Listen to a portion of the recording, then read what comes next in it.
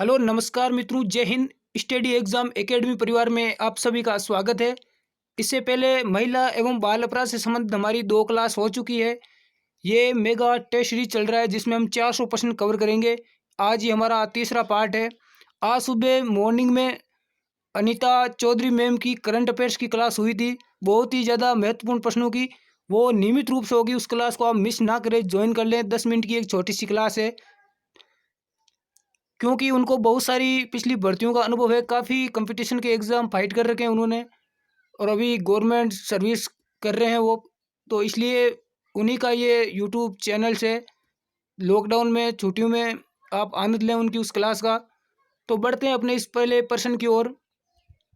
अपना पहला प्रश्न है आज का, भारत में विधवा पुनर्विवाह अधिनियम किस गवर्नर जनरल के काल में लागू किया गया?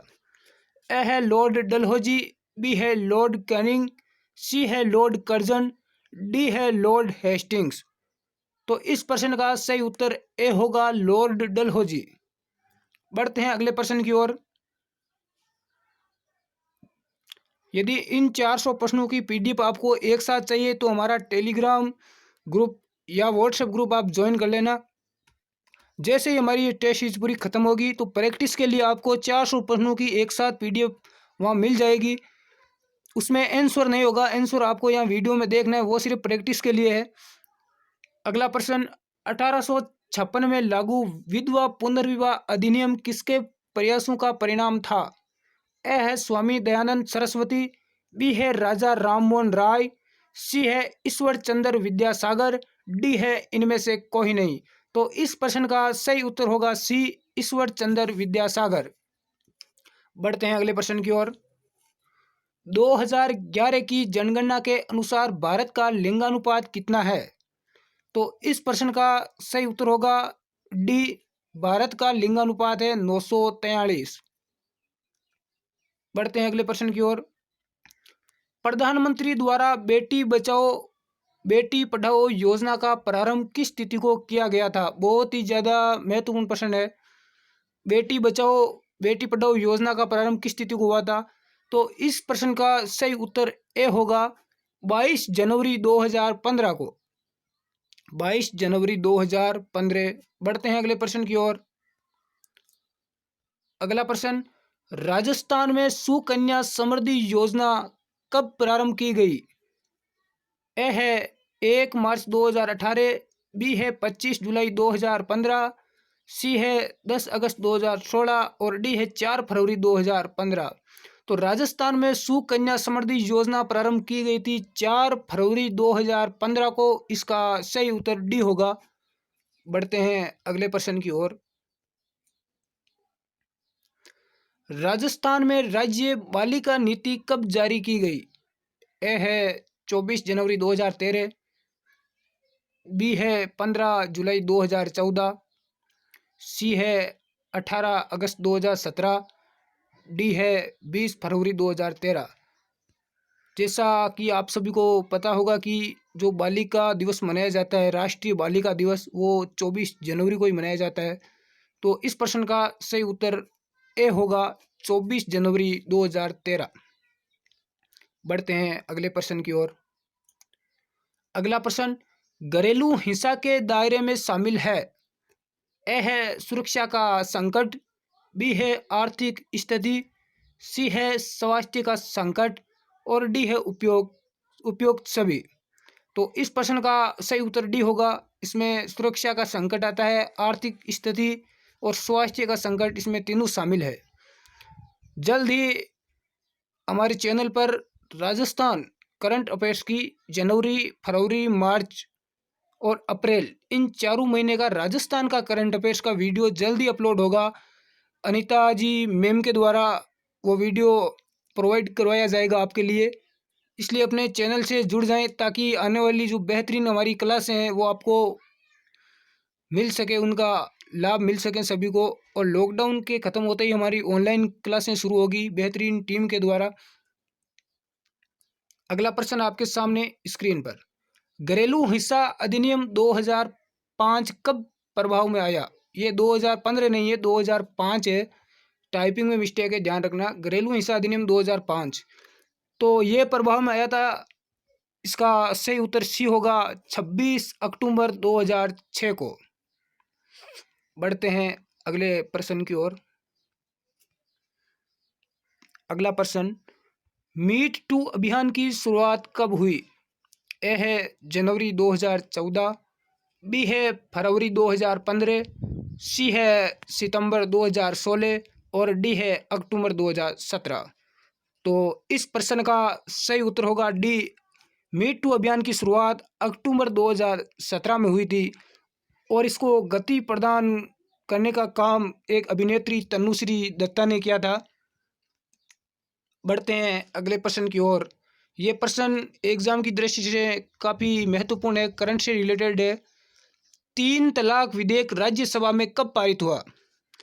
ए है 24 जनवरी 2019, बी 30 जुलाई 2019, सी है 14 अगस्त 2019 और डी है 30 जुलाई 2019। तो 3 तलाक विधेयक राज्यसभा में पारित हुआ था 30 जुलाई 2019 को।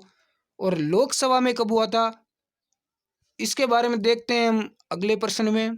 इसका सही उत्तर बी होगा 30 जुलाई 2019। इन दोनों प्रश्नों में से एक प्रश्न एग्जाम में आने की प्रबल संभावना है। लोकसभा और राज्यसभा, इसका ध्यान रखना आप। लोकसभा में 3 तलाक विधेयक पारित हुआ। ए है 25 जुलाई 2019, बी है 30 जुलाई 2019, सी है 30 जनवरी 2019 और डी है 14 नवंबर 2019। तो राज्यसभा में हमने बात की 30 जुलाई 2019 को, तो लोकसभा में ये पारित हुआ था 25 जुलाई 2019 को। इसका सही उत्तर ए होगा। रुक करते हैं अगले प्रश्न की ओर। दुष्कर्म के लिए फांसी की सजा का प्रावधान करने वाला राजस्थान देश का कौन सा राज्य बना है? ए है 5वां, बी है 3रा, सी है 2रा और डी है पहला। तो इस प्रश्न का सही उत्तर सी होगा, 2रा राज्य बना है।